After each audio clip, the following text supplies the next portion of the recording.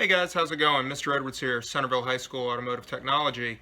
Back here with our 1996 Toyota Camry, kind of our class project car. Going to take care of a couple of things that we noticed were wrong with it in our used car checkout that we did. The first one, which is very important to me, we're going to replace those hood struts. Remember when the hood tried to fall on me and kill me? So we're going to go ahead and take care of those so that the hood doesn't have to be held up by a pair of vice grips over there anymore. And then the other thing that we're going to take care of, that'll be something new for most of you guys, we're going to replace that engine mount that was broken. Remember the rubber bushing inside of it was completely cracked in half around that bolt? We're going to go ahead and take care of that. Pretty easy. Something that we can go ahead and take care of and get this car one step closer to being safe to go down the road. Alright, so the first thing I need to do is take something appropriately long and sturdy and wedge it in here to hold my hood up, because when I take those vice grips off so that I can take off the old hood struts, we don't want the hood falling on my head again. So I'm going to take this pry bar here, pop it in here, pop it up against the hood, just like that. That's not going anywhere, and it'll hold our hood up so it doesn't fall on us. Next thing that I'm going to do, and I'll bring you guys in a little bit closer, is remove my old hood struts. We'll start with this one over here. I can go ahead and pop this vice grip off now, and it's not going to fall on me.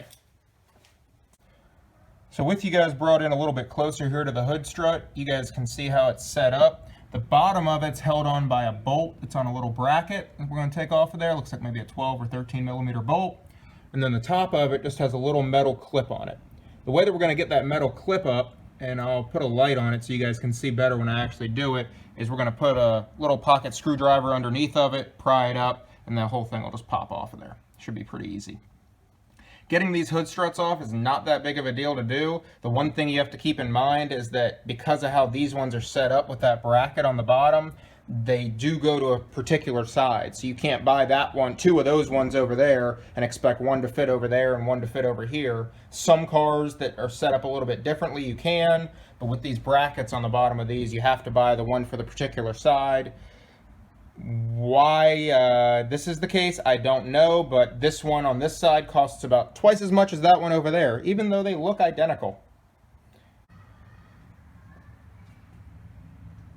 Alright, so we're going to go ahead and take the bolt off on the bottom over here. It looked like about a 12 millimeter, and it is.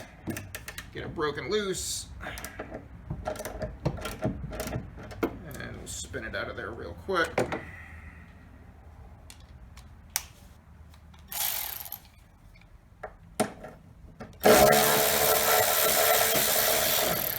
They do come, the ones that I bought do come with a new bolt, but I would recommend that you don't lose this bolt just in case.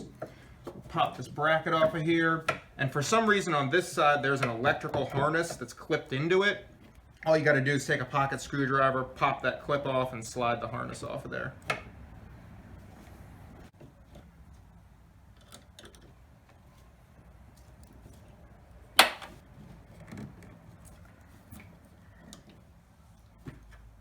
I'm going to go ahead and pop the top of the strut off up here now. That electrical harness is being a little more tricky than it should be. So I'm going to try and pop the top of the strut off and then wiggle the whole thing off of that electrical connector. The way that you get the top of the strut off here, slide the little pocket screwdriver up in a little slot that's on there. This little metal clip pops out and up. You don't have to take it all the way off. It is spring loaded, so be careful. You don't want to have it come flying off and hit you in the forehead. Just slide it up a little bit, and like I said, I usually don't pull it all the way off, just enough so we can do that, get the strut up and out of the way. Oh man, what do I need, a sledgehammer to get this thing off?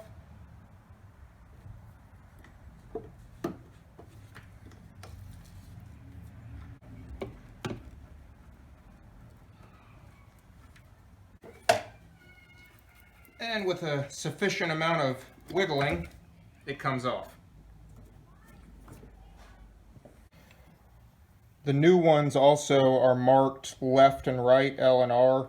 Remember, left side of the car, driver's side. That's the side that we're working on over here. I would recommend that you go in reverse order when putting the new one on. The last part that we popped off was the top part with the clip. We should be able to just come over here with our new one and pop it straight on. You shouldn't even have to mess with that metal clip at all. If you just tap it, it should pop on like that. Down here at the bottom, this is great. Our new one doesn't even have a bracket for this stupid electrical connector to go onto, so we don't even have to worry about that again. Such a enjoyable experience getting it off. So get the bolt hole and the bracket lined up here, like that. Get it started. Make sure you thread it in by hand a few threads, because we do not want to mess up this bracket here. Get it like that. Then I should be able to come in here with my ratchet and tighten it up.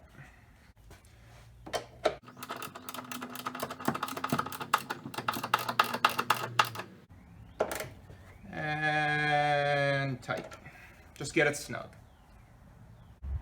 On the other side, it's the exact same process, except you don't have to worry about getting that electrical connector's plastic clip off of there. I'm going to go ahead and take care of that now. One snag that I hit on this side over here, the bolt wants to run into the wiper motor for the windshield wipers that's right next to it. Got to be careful about that. I'm switching over to a wrench to get that bolt out. And done. So now when I come over here, if I remove my hood holding tool, the hood should hold itself up now. And hey, it does! Yay!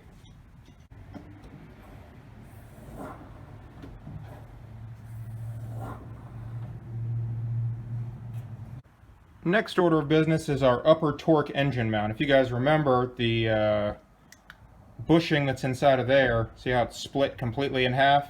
That's not good, and that won't pass Virginia State inspection. This is not too hard to replace. There's two bolts, one right there, and then one that bolts into the body. Not hard to replace at all. The biggest thing to remember whenever you're dealing with something that's part of the engine mounts is you've got to support the engine, because this is what's helping hold the engine in the car. Sure, it's not the only one. There's one in the front, one on the side over there, and one in the back, but you certainly don't want to have a quarter of the engine not supported. So we're going to come up under it with a floor jack. I'll show you guys what I'm going to do in just a second. That way we can support this side of the engine. Alright, so I've got my floor jack here, and I'm going to come up under the car and support the bottom of the engine. But I need to be really careful, because I don't want to put any weight or force onto a part of the engine that I could damage. The easiest part to put this floor jack onto to support the engine is the oil pan, which you see right there with the lines in it. And that is where we're going to put it, but I don't want to put any force from the jack onto that oil pan. So to absorb any weight that we put onto the jack when we take that engine mount off and let the jack support it, we're going to use just a piece of scrap wood that'll fit right here on top of the floor jack. It's soft. It'll absorb any weight that comes down on it without doing any damage to the metal of the oil pan.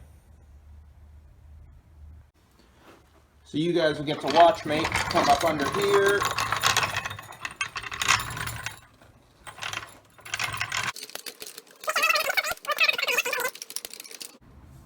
And I'm not trying to really jack it up. I'm just trying to get it to where it makes contact, just like that. And that's good. That way the engine can't drop down at all. And it's nice and supported. If you guys are doing this in a shop on a lift, by the way, you can do what we just did with the floor jack by using the lift to set the car down onto something with a wood block on it, or something that can sufficiently support the weight of the engine without damaging anything. Pretty much the same process. So over here now, I've got you guys set up where hopefully you can get a good view of what goes on here. We got our engine mount. We need to be able to take two bolts off to get it off of there. One of them over here, one that goes through the actual mount in that cracked bushing. To get to the one that's on the actual mount, we need to move some stuff, because otherwise we'd never be able to, there's no space to get this bolt out of here. So this right here is our coolant overflow reservoir, and it's pretty easy on this car, thankfully, to be able to pop out of there. All we have to do is give it a little pull, and it's just clipped down in here. It'll wiggle out. Now remember, this should have coolant in it. It should have liquid in it, so we don't want to pour it everywhere. Pop the cap off of here, just like that. A little bit of coolant drips out. We'll set that off to the side, out of the way, and move our reservoir up here. So now for the mount itself, there's 2 bolts. They're both 14 millimeters. Get down in here with a 3/8 ratchet and a 14 millimeter socket. Give it some muscle, pops loose. Same thing with the one over here. Pop it loose. And now for speed of repair, we're gonna spin these things out of here.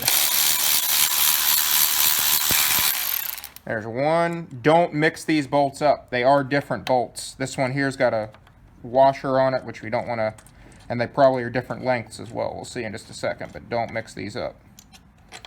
Set this off to the side. Let's get the top one.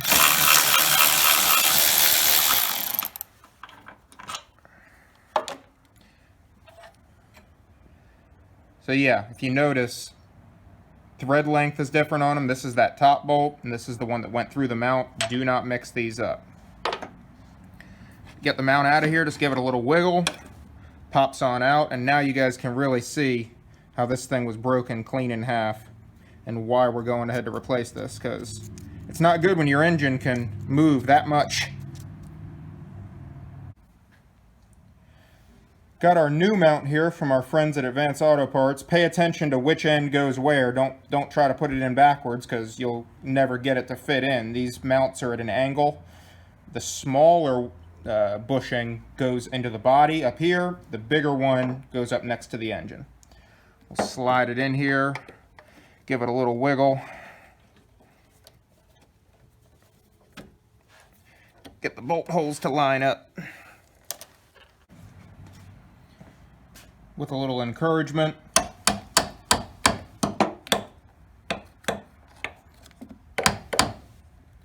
Like so.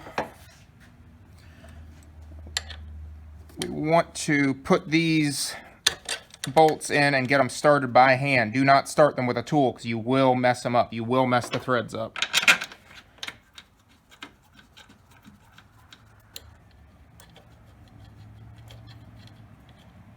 Now we can tighten them down.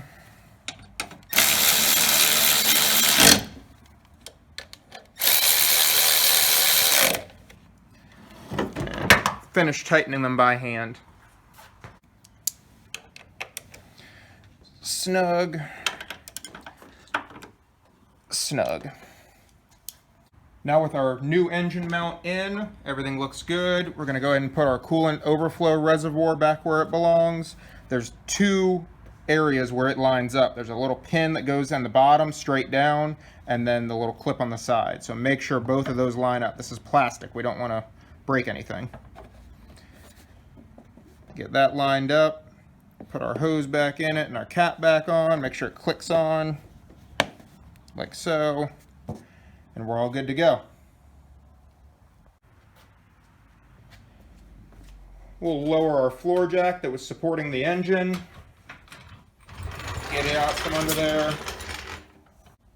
Obviously, put away any tools that you guys use. Throw away any trash that you have. The old mount we don't need anymore.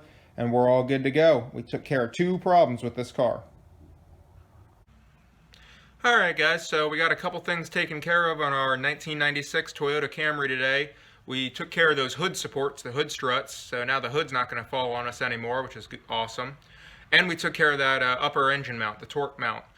Both pretty easy things, but very important things. It was good to get that engine mount swapped out, because as you guys saw, once we got it off, it was really broken.